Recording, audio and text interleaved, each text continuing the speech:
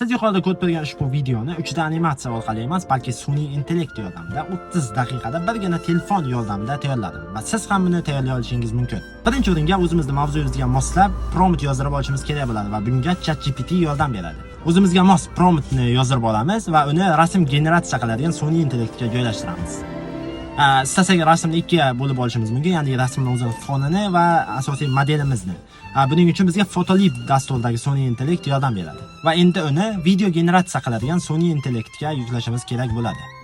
Avval fonini, keyin esa modelni, rasmini yuklab olamiz va endi o'zimizning kreativligimizga mos bo'lgan promptni ChatGPT orqali yozdirib olamiz.